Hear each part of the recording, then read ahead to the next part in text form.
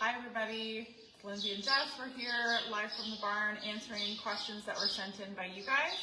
And today the question that we are answering is, what are your go-to tack items? If you're about to go tack up, to go school horses, what are your go-tos?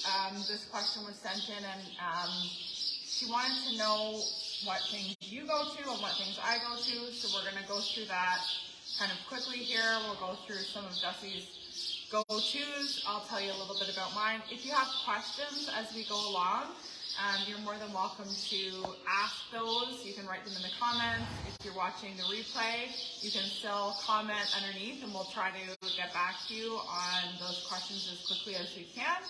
And if you want to watch the replay, or if you want to make sure that you don't miss any of our lives, you want to make sure that you subscribe to our email list where you get a heads up about the topic ahead of time and a chance to add your questions ahead of time. If you're looking for other ways to work with us, you can find all of that on our website, which is hayescofield.performancehorses.ca. And you can find our online coaching, our equitation class, any of our clinics that are upcoming, and also our online tack shop. So do you want to start with what you would saddle up with? Well, you're going to go ride now, so do you want to just tell everybody what your go-tos are? So for me, my biggest one is anything that works. 90% of all the horses I ride, I'll ride in a back cinch and a breast collar. I like them saddles to stay put. Obviously, we're real big on the bobses. I like the bobses. The ones I ride in the most are maybe just a little bit flatter, more of a little cow horsey saddle. I like those for everyday stuff. The one pads, 90% of the time I ride with a one pad with a neoprene bottom. Those are my favorite. Every once in a while I have a horse that does like the wool better, but very seldom. And then again, like we have it's called one wool, but one pad makes a wool pad. But most of the time it's the neoprene bottom. Always, like I said, most of my saddles have back cinches, breast collars. Normally I don't have like a rawhide one. Normally it's a working head breast collar. Big ones for me, I really like leather latigos. I think they just feel better. I ride in a fairly large stirrup, very flat, very large. I have kind of big wide feet. For me, those are more comfortable. On this horse's legs, kind of my two options. This isn't how I would normally do it, but I didn't want to put them on at the same time. So if I'm just going to ride, and I'm just going to go forward, I actually go barefoot or bare-legged a lot. And then if I'm going to start turning them, or they're going to start being side to side, then I'll go to just a nice little splint boot. These ones here are classic equine boots. They're real simple. And then on the other side is one that if I want just a little bit of knee protection, it's just a standard quilt lifted way up on the knee. Those are kind of my two options there. If I want bell boots, I can do that. You can put regular knee boots on them too. I really like just the quilt wrapped up. They work well, they're easy to wash when I'm done. So that's kind of me on a general day. I am real big on it that they have to fit. I hate it when I see people and knees are super loose, or the back cinches are super loose. Everything should be snug. If not, they're going to get a leg in there, or something's going to get caught up in them. For me, bridle-wise, and then for when I'm riding, especially with the reiners, I don't leave my skid boots on all the time. I leave them on my saddle, and then when I go to stop, I can put them on. And I just hang them on my back knees so they're always there when I'm ready to go put them on. Some horses, again, I'll either wrap if they're swelling up a little bit or something, you know, an issue that we need to take care of, I might put wraps on them, but 90% of the time it's just leather skid boots. And I just leave them hung up there. And then after I'm done stopping them, when I go to walk them out, I do the same thing. I get off the horse, I take them off, put them there, and let them be there for the next horse. I always have them in case I need them. Bridle-wise, I guess my two biggest go-tos, I know we've talked about this lots of times. On the young horses, my biggest go-to is just a little B-ring snaffle. It's a little bit of a twist, not very much. The copper inlay in them. Detton makes those. And I have them with a German martingale on them. And we ride in those a lot. I have a bunch rigged up for when we're all riding. That's like one of my biggest go-tos. And then all my snaffles always have brow bands and throat latches. That's something I'm really particular about. And then any of my shank bits, and we ride in those 1x1s fairly regular. Just a standard thing there. But just a standard 1x1. We don't get too crazy with the bridles. 90% of the time it's either like a short shank correction or one of these 1x1s if I want just a little stiffer. I have enough bridles. I have different bridles. But 90% of the time these are what gets used around here. What's that? Most of the time when I'm wearing spurs, I like a little different spur than Lindsay does. She likes a little bit longer of a shank. I like a little shorter of a shank. Hey Lindsay, just grab the ones that are right there lower.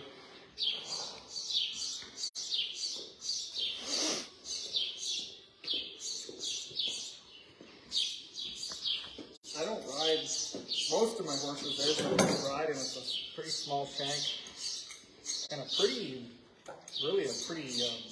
dull rowel.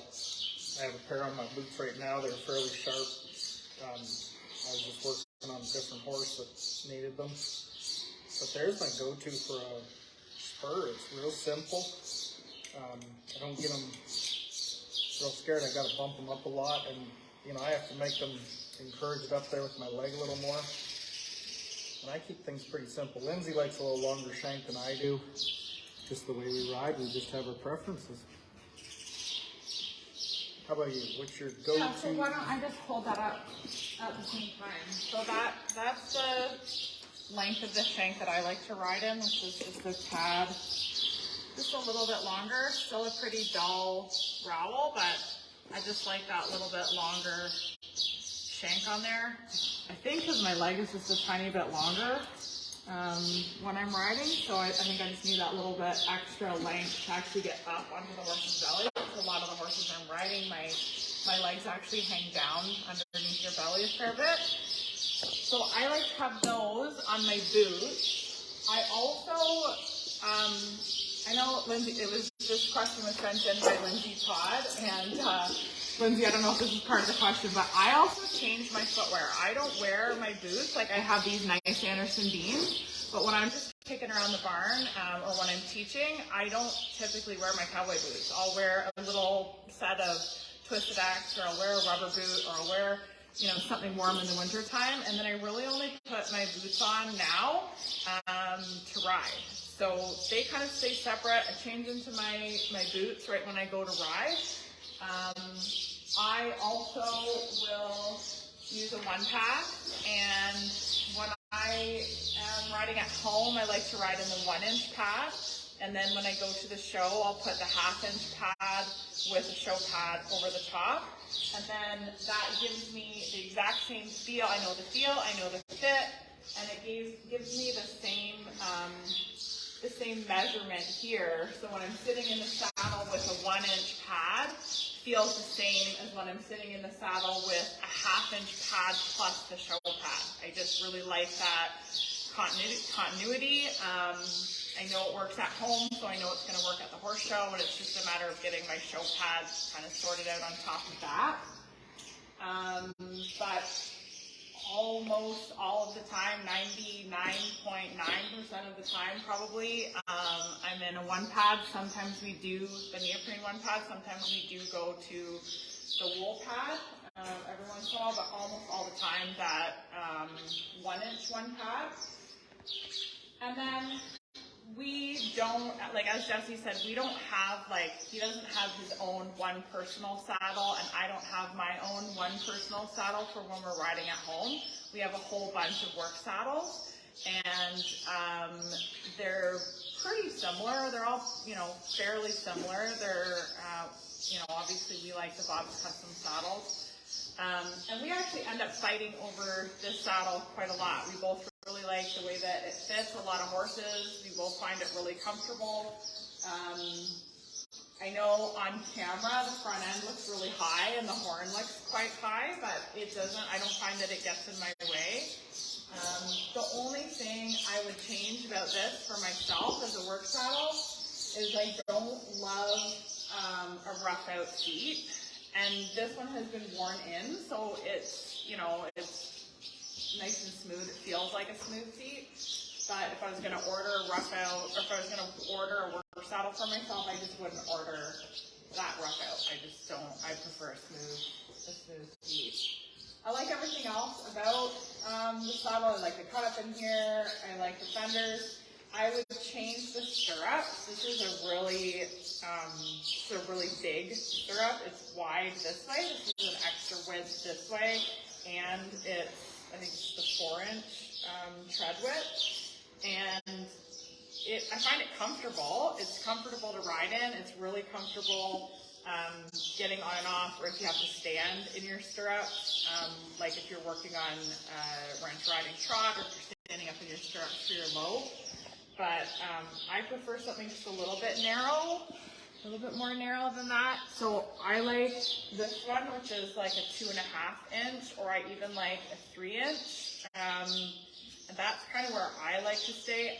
I prefer that width to like the 1-inch or the 1.5 or even the 2-inch. That 2.5 to 3 is kind of my favorite. And this particular finish I really like. This is a walnut finish, which we wouldn't put probably on the saddles that we're riding in every day because they get ridden in so much. Who knows what finish that one is? Yeah, this would be the unfinished one with the stainless stuff. But that's just a work stirrup, and I would probably keep just a work stirrup if I was going to, have exactly my choice of work stuff. I would keep a work stirrup. I wouldn't do the finished stuff, but I would just make that a little bit more narrow for myself. If I am schooling for the ranch riding, then I do like to have a back cinch on. Most of the time I don't like to have a back cinch on. I find it gets in the way of my leg, and I just find it cumbersome. It's just that little bit of extra weight, an extra thing to do, and I just prefer to ride in the saddles that don't have it on.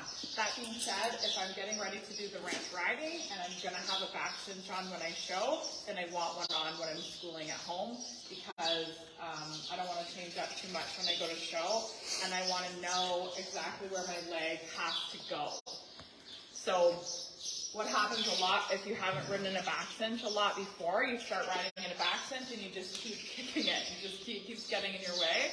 And the more you ride with the back cinch on, the more your leg gets familiar with where it needs to go and how to kind of get around that back cinch. So I will do that kind of leading up to a show if I'm doing the ranch riding. For just the reining, I don't ride in a back cinch. I do like a breast collar though. I do like putting a breast collar on. Just, makes it feel a little bit secure. And if I don't show in one, then I don't show in one. But most of the time, I think it adds a little bit when we show. It adds a little bit to a lot of the horses, makes them look kind of nicer, and just gives that added stability for the saddle. So I will put one of those on. I like the leather latigos as well, and this is a 1 cinch. I will always pick a 1 cinch with the neoprene, or I'll pick a cinch that has the neoprene that wraps right around the buckle here. I don't like the string ones. I don't like the ones that have the fussy buckle that is supposed to be, what do they call those, where it's like quick, yeah, it's supposed to be like quicker to do up or something. I really don't like those. I will avoid those. But anything that is either the 1 cinch, which has that neoprene, and where the neoprene covers the entire buckle, or the neoprene, I can't remember what the different, there's a few different brands that make them, but where the neoprene actually wraps right around that buckle. And we'll go to one of those. And then I do like these skid boots as well. I don't love, like, you know, because I teach a lot of lessons and stuff, I don't love people starting out with the buckles. I find a lot of people get in trouble a little bit when they're putting buckles on their horse's back feet, and maybe they get it too tight, or they're just a little bit fussy with it. The horse isn't used to it, and the horses get uncertain, and it's just dangerous back there. But for myself, I do like these. They stay in place a lot better than a lot of other boots, and they last longer, and they just offer better protection. So especially if you have a horse that's like, you know, stopping quite hard, then those are my go-to. That being said, every horse is a little different, and some horses just do better. You know, you have to have a polo wrap underneath this, or they actually do better with like a neoprene boot that's a full like sport boot on the back with the skid. But overall, this type of skid boot with a really hard rubber here and the buckles is my favorite. If I'm in a rush, I'm kind of the same as Jessie with this. If I'm in a rush, I'll just throw on a pair of sport boots. We also have these 2 boots that we use, like that's a proper knee boot. You know, I'll throw that on. That's actually a bell boot that we flipped upside down. Yeah, we flip upside down and wrap around like that and can use as a knee boot. So it's a really inexpensive way of, you know, you buy a set of those bell boots, obviously you get 2 of them, and the cost of the bell boots as a pair is usually less than the cost of one knee boot. And you get a lot of protection, like there's a lot of cushion in that. It just doesn't come right up. Like this comes right up over the bones in the knee, whereas this doesn't. I think it just depends on how the horse is turning too. Like if they're whacking up high, then those knee boots offer higher protection. Yeah. You just have to know your horse, but for general, yeah, a lot of stuff, unless I'm getting into trouble with one on their legs, that's where I'm going to go to. Yeah. The one on the right, more than anything. Yeah, I prefer a polo wrap with that quilt underneath. That's, you know, kind of the ideal, but it's a little bit fussier. It just takes a little bit more time, and it takes a little bit more skill. You have to know how to wrap them properly. You have to know how to wrap them properly. So, especially if we have somebody that's new in the barn packing up for us, then we'll just do, you know, sport boots and stuff. But I prefer the polo with the little quilt underneath. And then, as far as bridles, I mean, can you just scan the bridle wall for a second? There's so many in here to choose from. This is Jessie's bridle collection if you haven't seen it yet. There are so many to choose from. These ones are kind of the, I would say, more complicated bits, or the bits that we use for some of the older show horses. And then we kind of move into a whole section of correction bits. Almost all of these are correction bits. I like to stay kind of in this zone with a lot of these. I usually won't go to that short of a shank. I'll usually have a little bit longer of a shank. It really depends on what I'm riding. But if I'm riding something that, you know, I'm usually riding them when they're quite broke, and have been shown a little bit. I like a correction with a little bit of shank on it. I really like this one. For a lot of horses, really like the feel of that one. I really like this one. I'll go to one of those. They would be kind of my go-tos. I do really like a noseband. This is a ratty looking old noseband. Just a little rope one, but I do like riding in a noseband. And what else? And fly spray. But tack-wise, I think that kind of sums it up. I hope that answers your question, Lindsay, and anybody else that was kind of wondering what it is that we prefer to ride in. And it's funny because a lot of these things we have actually imported and we sell out of our tack shop. We were laughing before we went live. Jesse was going to do like, hi, riding Bob's custom saddles. But, a lot of this stuff we've picked up and we've tried a ton of tack. And it has kind of always come back to the Bob saddles, always come back to the one pads. Unfortunately, the one pad and the one boot, the one pad and the one cinch, they're no longer making the one boot. They were a really nice, affordable, easy to clean, durable boot. Unfortunately, they're not making them anymore, so we won't have those available on our website.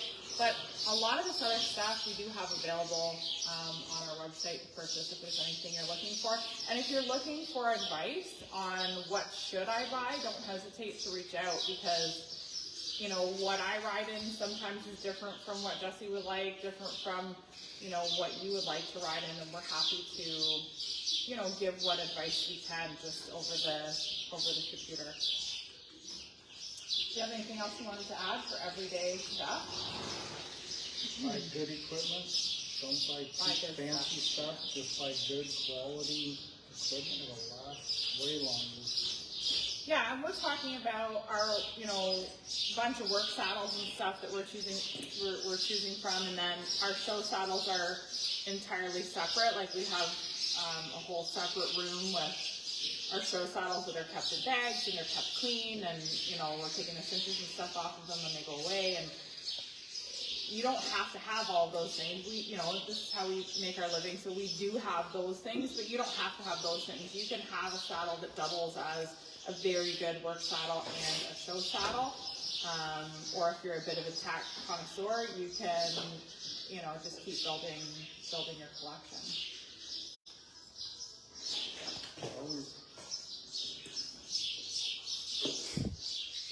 You gonna say something more? I was gonna say you always need to buy more bits. Oh, obviously, clearly you need to buy more bits. Okay, thanks for being here with us today, you guys. I will swing back and try to get to any questions if you have any questions about that. I know we went through that kind of quickly. And again, if you're looking for a way to work with us, you can just reach out to us wherever you're finding us, or you can check out our website and get a little bit more information there. Thanks for being here with us, and we will be back with you next week on Thursday at noon. Every day.